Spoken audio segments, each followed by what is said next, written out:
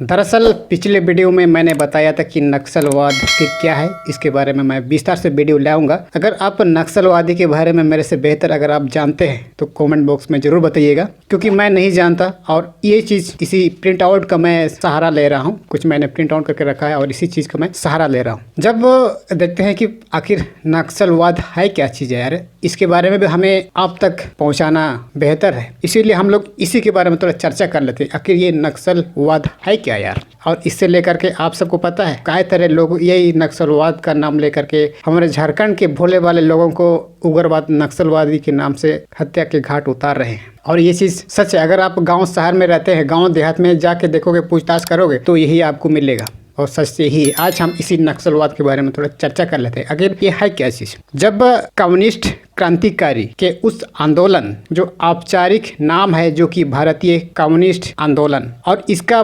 फलस्वरूप उत्पन्न हुआ जो कि नक्सल शब्द वही है जो पश्चिम बंगाल के एक छोटे से गांव जो बसा हुआ है, नक्सलबाड़ी नाम है, और उसी नक्सलबाड़ी नाम से शुरू होती है, जहां भारतीय कम्युनिस्ट पार्टी के नेता चारू मजूमदार एक व्यक्ति का नाम है, और कानू सन्याल, ये दोनों ने 1967 में एक सत्ता के खिलाफ एक शस्त्र आंदोलन की शुरुआत की। सत्ता के खिलाफ शस्त्र आंदोलन यानी कि हथियार बंद आंदोलन, हथियार उठाओ, ये आंदोलन उन्होंने शुरू किया था। और इसके बाद जब मजूमदार चीन के कम्युनिस्ट नेता माओ त्से तुंग, ये भी एक व्यक्ति का नाम है, इसके बारे में भी हम लोग बात करेंगे अगली वीडियो में। जब उसके बड़े प्रशंसक में से थे, जब उनका मानना ये था कि भारतीय मजदूरों और किसानों की दुर्दशा के लिए सरकार की नीति जिम्मेदारी है। उन्होंने ये कहा कि जितने भी झारखंड में या फिर कोई भी आदिवासी जो भी मजदूर जो भी दुर्दशा जिंदगी जी रहे हैं, ये सरकार की नीति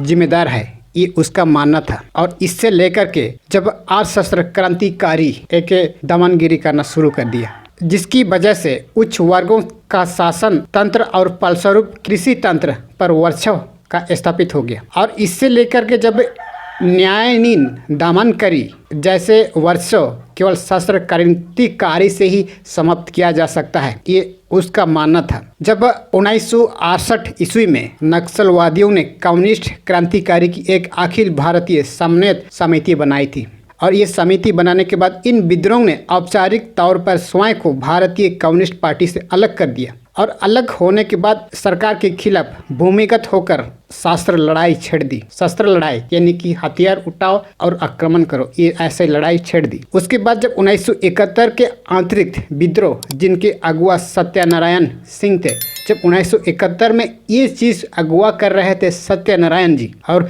उसके बाद मजूमदार मृत्यु हो गया, और इस आंदोलन को एकाधिक शाखाओं में विभक्त होकर कदाचित अपने लक्ष्य और विचारधारा से विचलित हो गया। और ऐसे चारू मजूमदार की देहांत होने के बाद ये आंदोलन अलग अलग पलड़ों में बट गया, अलग अलग टुकड़ों में बट गया, और उसके बाद उसकी विचारधारा और लक्ष्य से विचलित हो गया। और विचलित होने के बाद आज कई संगठन, नक्सली संगठन वैधानिक रूप से स्वीकृति मिल चुकी है, जो कि राजनीतिक पार्टी बन गए हैं आज की तारीख में। कैसे? और संसदीय चुनाव में भी भाग लेते हैं। आप सब जानकर के आश्चर्यचकित होगा, लेकिन बहुत से संगठन अब भी ये लड़ाई में भाग ले रहे हैं। नक्सलवाद की विचारधारात्मक विचलन की सबसे बड़ी इसकी मार आंध्र प्रदेश, छत्तीसगढ़, उड़ीसा, झारखंड और बिहार में झेलने पड़ रही है। अब देखते हैं कि भारतीय कम्युनिस्ट पार्टी, जिसे आप भाकपा कहते हैं, भारतीय एक समाजवादी दल है, और इस दल की स्थापना 26 दिसंबर 1925 को कानपुर नगर में हुई थी।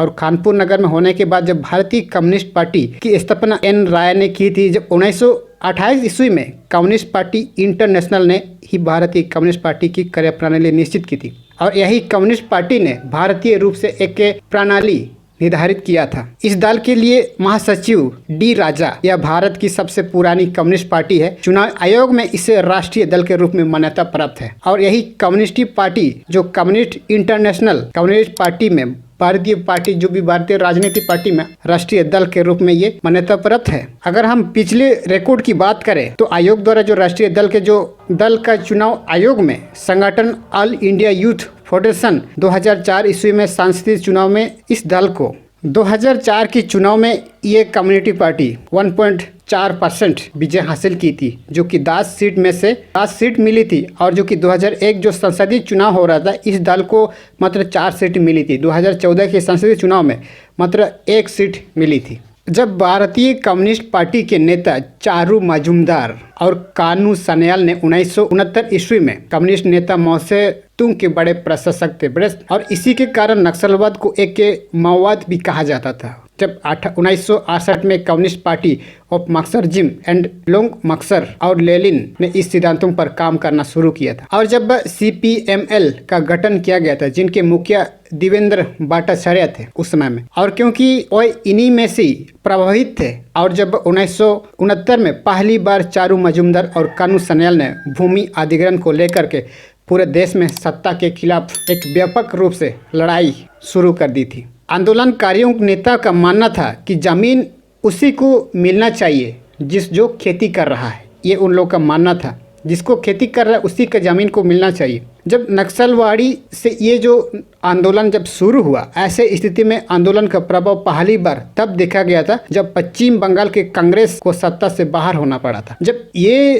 प्रभावित उस समय में तब देखा गया था जब पश्चिम बंगाल में कांग्रेस को अपना सत्ता से बाहर होना पड़ा था। और इस आंदोलन का प्रभावित रूप से 1977 में पहली बार पश्चिम बंगाल में कम्युनिस्ट पार्टी सरकार के रूप में कम्युनिस्ट पार्टी पहली बार जब आई थी सत्ता में, ज्योतिष बासु मुख्यमंत्री बने थे। क्योंकि सामाजिक जागृति के लिए शुरू हुई इस आंदोलन को कुछ कई सालों के बाद राजनीति का वर्चस्व बढ़ाने के लिए, और बढ़ाने तो लगा ही, क्योंकि आंदोलन जल्दी ही अपने मुद्दों और रास्ता से भटक गया था। तब ये आंदोलन फैलता हुआ बिहार पहुंचा, तब अपने मुद्दों में से तरह तरह के भटक चुका था। अब यह लड़ाई जमींदार की लड़ाई न रहा और जनजातीय और उच्च वर्गीय की लड़ाई हो गई है। क्योंकि जिस संघर्ष नक्सल आंदोलन ने देश में दो नया धारण ले लिया है, और उसके बाद श्री राम जैसे जो भी माओवादी की सबसे बड़ी नेता थी, उनमें उच्च वर्ग के खिलाफ सबसे बड़े हिंसक प्रदर्शन करना शुरू कर दिया। जब इससे पहले जब 1972 में आंदोलन की हिंसक होने के कारण जब चारू मजूमदार को गिरफ्तार कर लिया गया और 10 दिन के लिए कारावास के दौरान ही उनकी जेल में उसकी मौत हो गई। जब नक्सलवादी आंदोलन की प्रेरणा कानू सन्याल ने आंदोलन के राजनीति का शिकार होने के कारण और अपने मुद्दों को भटक जाने के कारण तंग आकर के 23 मार्च 2010 को आत्महत्या कर लिया। जब इस तरह से जब कानू सन्याल ने अपनी उस राजनीति, अपनी उस विचारधारा को भटक जाने के कारण 23 मार्च 2010 को आत्महत्या कर दिया, क्योंकि चारू मजूमदार को तो पहले ही वो गिरफ्तार कर चुका था और 10 दिन के लिए कारावास हो चुका था। अब इससे बात करते हैं कि चारू मजूमदार कौन है। चारू मजूमदार 1918 में सिलीगुड़ी का एक स्वतंत्र सेनानी थे, जो कि उसने 1938 में कॉलेज छोड़ दिया था और 1940 ईस्वी में तेभाग आंदोलन में जुड़ गया था, और उन्होंने थोड़े समय के लिए ही 1962 में जेल में बंद किया गया था। क्योंकि 1937 से 38 के बीच में कॉलेज की पढ़ाई को छोड़ करके चारू भारतीय राष्ट्रीय कांग्रेस में जुड़ गया था। और उसके बाद जब बड़ी कर्मचारियों को जब संगठन करने के जब प्रयास में जुट गए,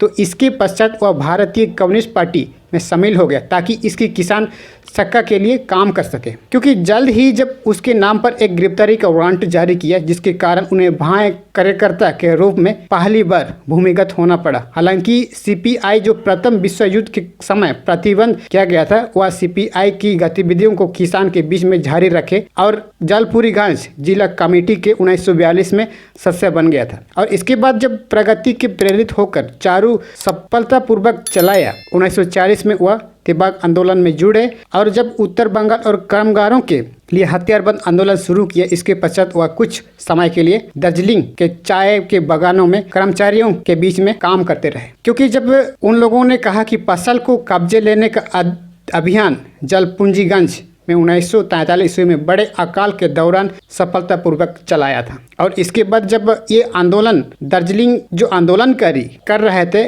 उसने दार्जिलिंग के चाय बागान में कर्मचारी के रूप में काम भी किया था। क्योंकि CPI को 1948 में प्रतिबंध किया गया, बंद कर दिया गया, और जो चारू ने अगले 3 वर्ष के लिए जेल में बिताया। और उसके बाद जब 1954 में जनवरी महीने का था, जो कि चारू ने लीला मजूमदार सेना गुप्ता शादी की, जो कि जलपुरीगंज सीपीआई की समस्या रही थी। इस जोड़े ने सिलीगुड़ी की ओर से प्रस्थान किया, जो कि अगली कुछ सालों तक मौजूदा थी गतिविधियों पर केंद्र बना रहा। यहीं पर उसकी बीमार पिता और अभावित बहन गंभीर धैर्य तक का जीवन जी रहे थे। तो इस तरह से नक्सलवाद की कुछ गतिविधियों पर मैंने आप सबको बताया, क्योंकि ये जो नक्सलवादी शब्द एक नक्सलवाड़ी से शुरू होती है, क्योंकि उस लोग का मानना था सत्ता के विरोध में, एक सरकार के विरोध में ये गठन किया गया था कि जिसका जो भी हल जोतेगा अब उसी का जमीन होगा। ये एक आंदोलनकारी थी और उस समय में यही सिद्धांत थी, जब जमींदार के द्वारा जब लिया जा रहा था, ऐसे चीज को